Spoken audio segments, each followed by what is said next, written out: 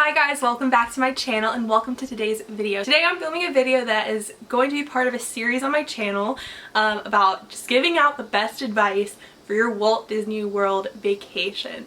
So I am a crazy Disney fan, Walt Disney World lover. If you're new to Walt Disney World or you're planning your first trip or even just a day trip like to the Magic Kingdom, it can be extremely confusing how to get from point A to point B. So I'm here today to put out all the information I have to make it as simple as possible so you can enjoy your magical vacation. There are so many options to get around Walt Disney World, so I'm going to start with one of the ones you probably wouldn't even consider when you're thinking about your vacation, but it's how to get to the resort itself. So if you're flying into Orlando International Airport, MCO, there is a service that Disney provides called Disney's Magical Express. It is a bus system that you can put in your information, your flight information, and whenever you land at the airport, you head down to Terminal B and you can head on to these buses. They will be all lined up. There will be about 30 buses lined up, all going to various resorts on property. You're able to scan your magic band and just board the bus and it'll whisk you away to whatever resort you're staying at. This is only for people that are staying on property, so just in case you don't know, on property are Disney owned hotels, like it'll say like Disney's Polynesian Village Resort or Disney's All-Star Sports Resort. Like those are examples of on property hotels. Off property, unfortunately, you cannot use this service, but this is one of the main reasons that I always stay on property when I go to Walt Disney World. So Disney's Magical Express is 100% complimentary. Another awesome thing that they provide through Magical Express is luggage delivery. So my home airport I use is Chicago Midway. So when a few weeks before my vacation, I will get a piece of paper in the mail and it will have luggage tags that I put on my suitcase. When I check in my checked luggage at Midway International, that will be the last time I see my bag until I'm in my hotel room at Walt Disney World that evening. Your luggage will travel separately from you when you're on Magical Express. Your luggage will likely be on a bus 30 to 40 minutes before you ever are even on the Magical Express. So whenever you land at MCO, your luggage gets whisked away immediately. A cast member will take it and it will travel separately and it'll end up at your resort magically in your room. Magical Express is about a 45-minute drive. And they have like a little video that you watch while you're on your way and they talk about like planning and what to expect in the parks. It's a cute video and it's always an amazing start to a wonderful Disney vacation. What typically happens, they will group you with resorts in your resort area. So last trip we stayed at Art of Animation Resort and we traveled with people from Pop Century Resort, Caribbean Beach Resort, and the brand new Riviera Resort. So the bus will be pretty full, but they'll stop at each resort, help you with your luggage, whatever, and your vacation has begun. Alright, we've moved on to buses. This is the most common way to get around Walt Disney World, you know, probably the most basic, but buses are super helpful and they will get you pretty much any nook and cranny of the resort that you'll need to get to. Buses can take you from any resort to any park or Disney Springs. And if you're at a park, they can take you to any resort. So if you're staying at Coronado Springs Resort, there isn't a bus that will take you from Coronado Springs to, let's say, Caribbean Beach. But if you were at Magic Kingdom or Disney Springs, there will be a bus for every resort. And also, if you were at a park like Magic Kingdom, there's going to be a bus from Magic Kingdom to every other theme park as well. So there will always be a bus to get you in the vicinity of where you want to go. At your resorts by the bus stops, there's usually a posted like tablet that will show next bus for Animal Kingdom is coming at 9:47. The next bus for Typhoon Lagoon is coming at 9:52, and it'll keep you in the loop as to when the next bus is coming. Buses are not my favorite way to get around Walt Disney World, and buses are a big reason I like to stay at resorts that provide transportation I will talk about later in this video. The buses can be very unreliable. Just like any other form of transportation, they can break down, they can get stuck in traffic, can be too full and not be able to pick you up.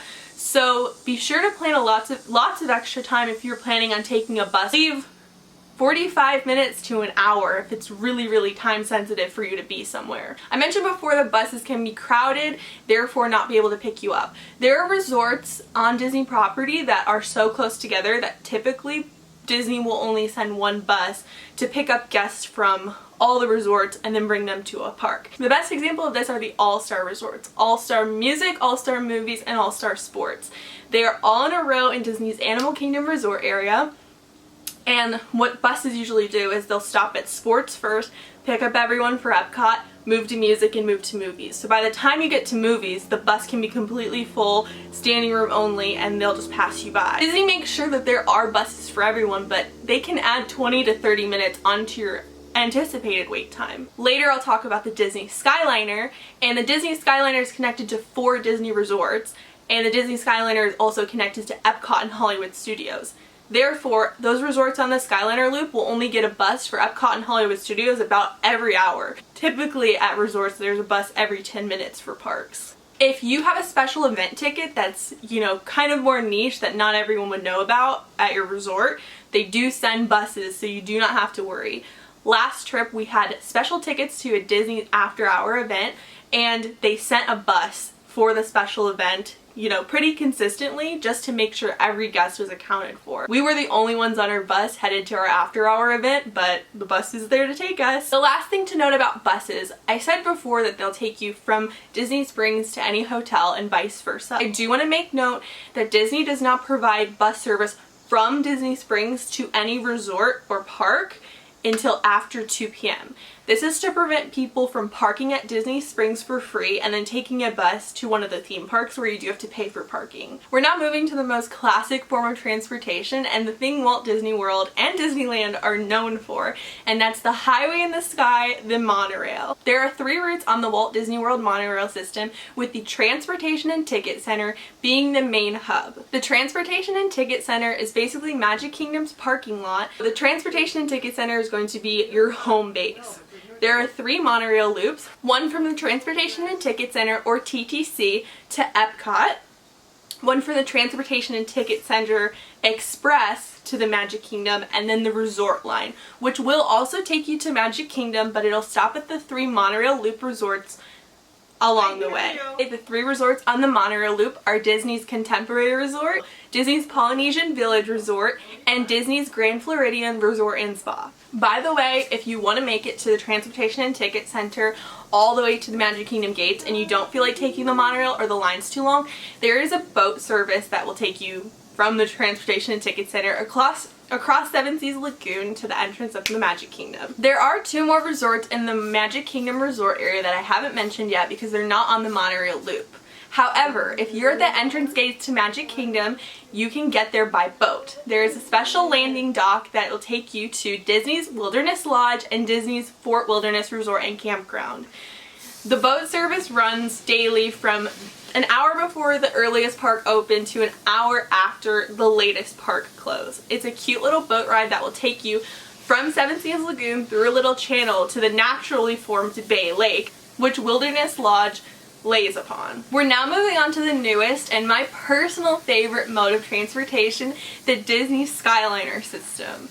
I had the opportunity to stay at one of the Skyliner resorts in my trip in January, and let me tell you, it is amazing.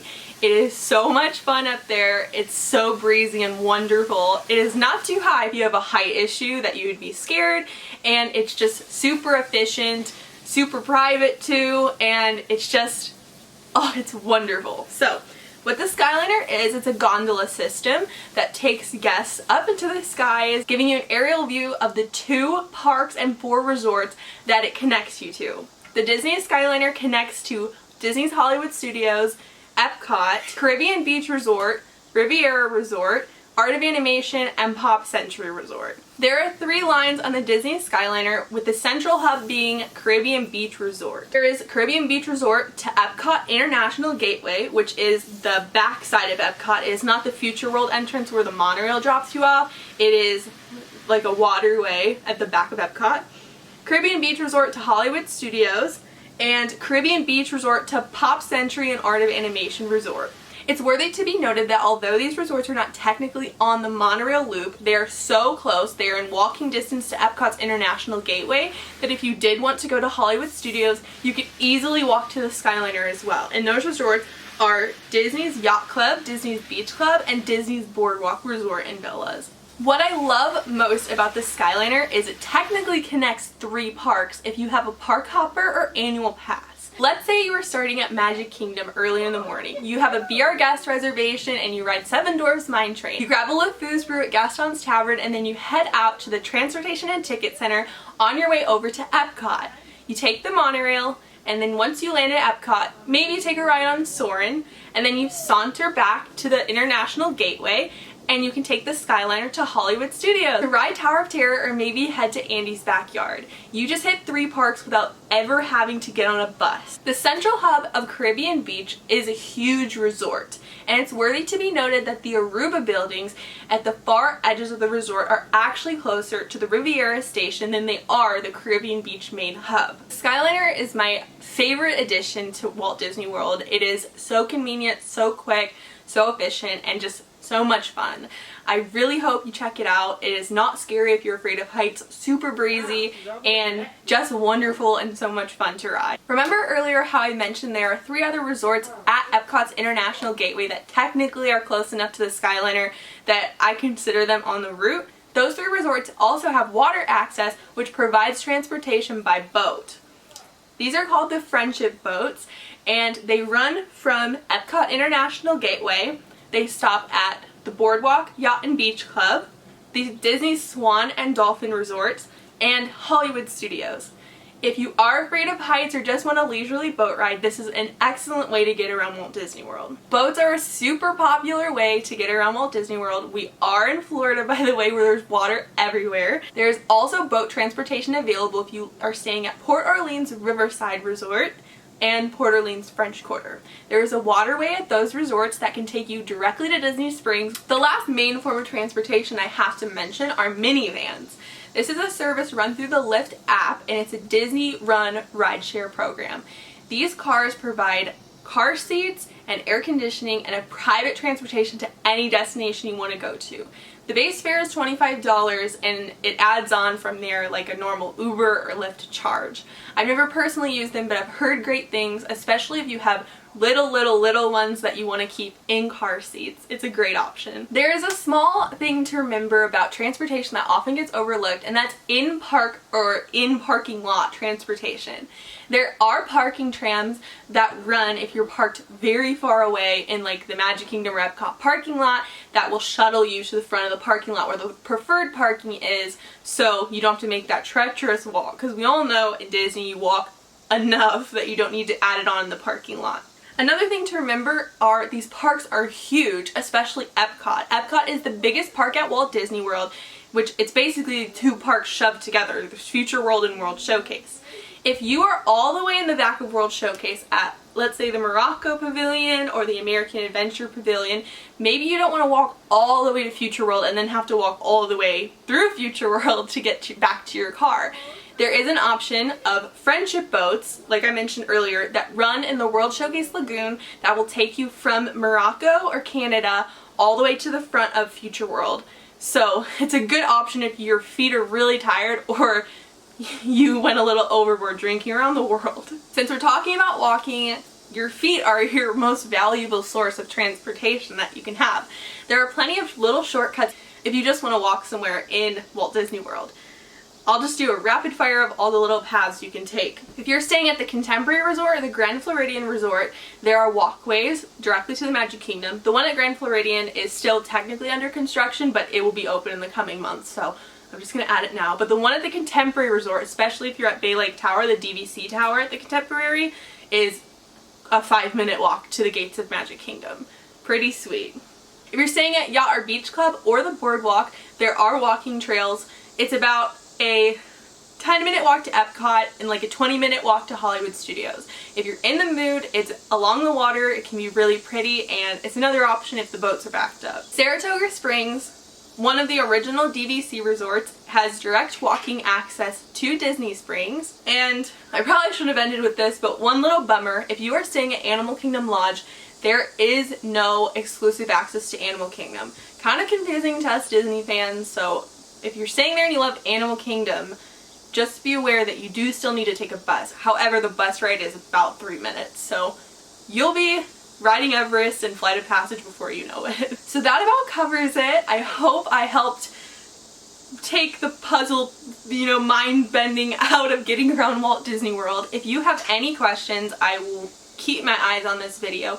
Leave them in the comments and I will try to get back to you as soon as possible. If you like these advice videos, let me know, because I have lots and lots and lots of knowledge that I have no idea and what to do with and would not be able to use in 6 lifetimes, no matter how many times I head to the Disney parks.